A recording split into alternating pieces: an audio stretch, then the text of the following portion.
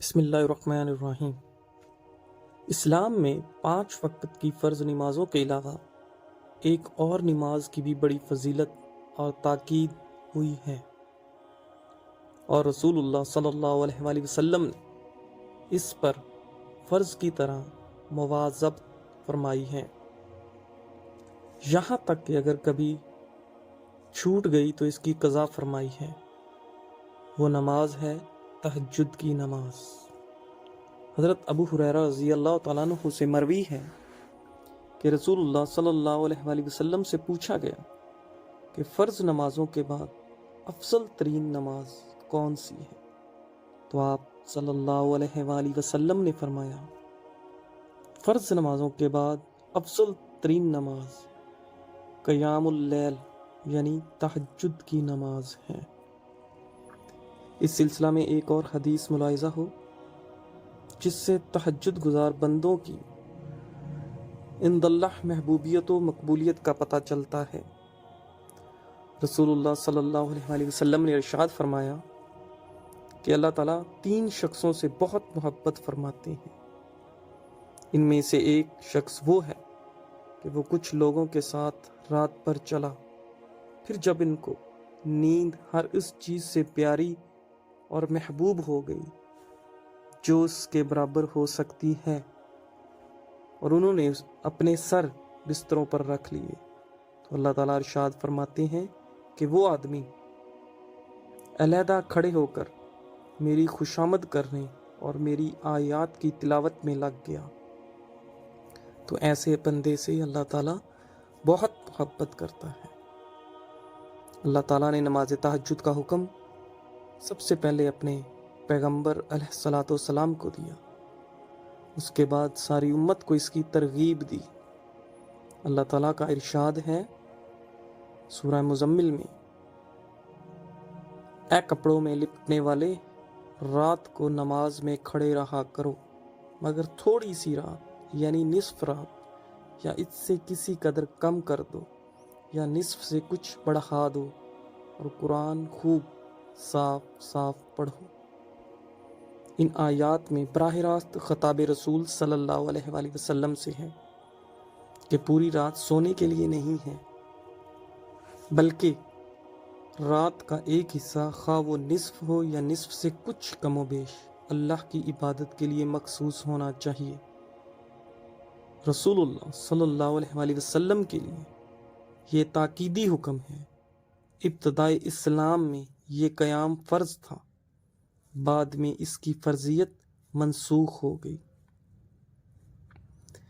اس نماز کی اہمیت اللہ تعالیٰ کے نزدیک بے حد ہے، چنانچہ تہجد گزار بندوں کا تذکرہ اللہ تعالیٰ نے قرآن پاک میں بڑے اہتمام سے کیا ہے۔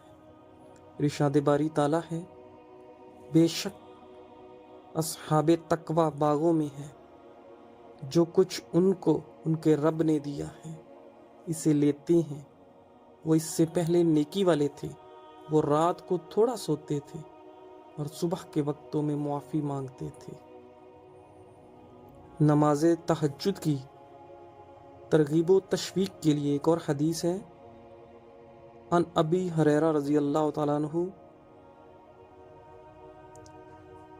فرماتے ہیں کہ رسول اللہ صلی اللہ علیہ وآلہ وسلم نے ارشاد فرمایا کہ ہمارے رب تبارک تعالیٰ ہر رات کے آخری تہائی وقت آسمان و دنیا کی طرف نزول فرماتے ہیں اور ارشاد فرماتے ہیں کہ کون ہے جو مجھ سے دعا کرے اور میں اسے قبول کروں، کون ہے جو مجھ سے مانگے اور میں اسے عطا کروں، کون ہے جو مجھ سے مغفرت چاہے اور میں اس کی مغفرت کروں۔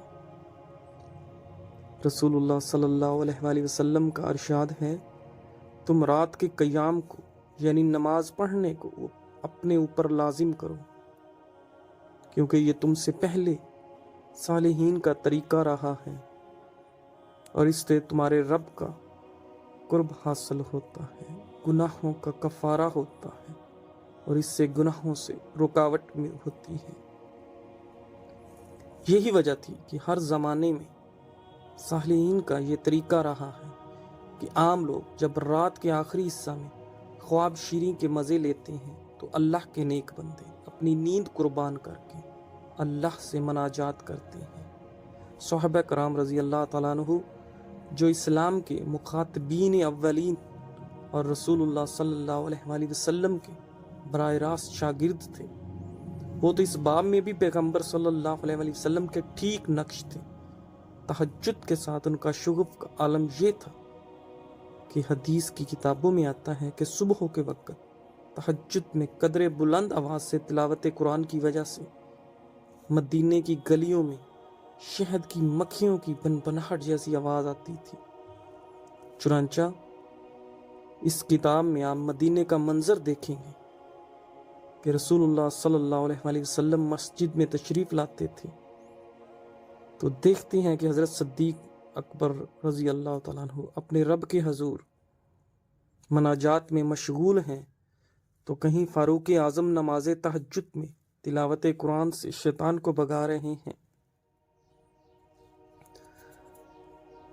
یہی ذوق صحابہ کے تلامذہ تابعین اور ان کے تلامذہ تابعین میں رہا، مگر جو عمومیت اور ذوق و شوق کی فراوانی صحابہ کرام کے اندر تھی وہ کسی میں نہیں تھی۔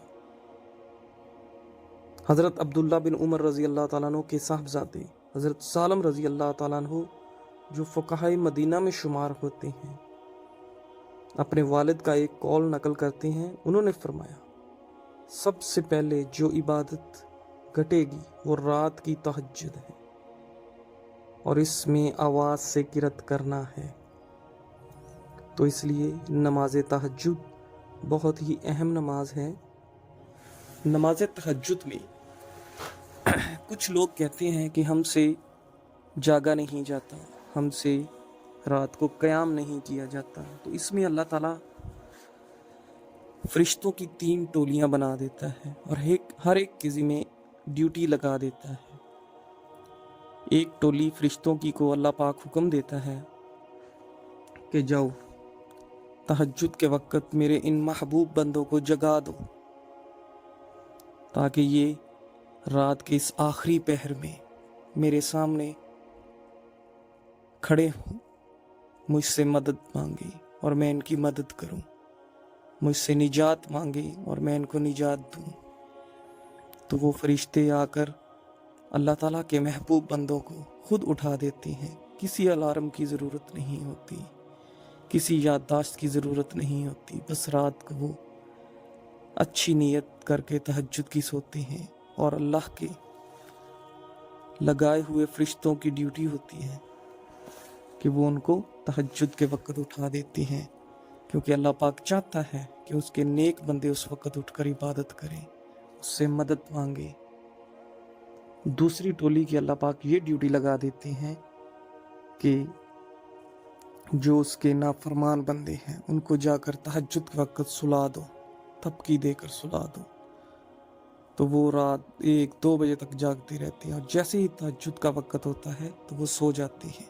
تو وہ خود نہیں سوتے، ان کو سلا دیا جاتا ہے کہ اللہ پاک خود نہیں چاہتے کہ اس خوبصورت وقت میں وہ اپنے نافرمان بندوں کو دیکھیں، وہ صرف اپنے محبوب، اپنے پیاروں اور اپنے فرما بردار بندوں کو دیکھنا چاہتے ہیں، ان کی دعاؤں کو سننا چاہتے ہیں۔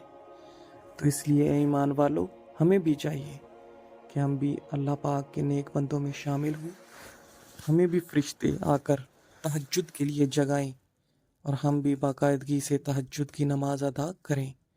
تہجد بہت ہی مقبول ترین نماز ہے۔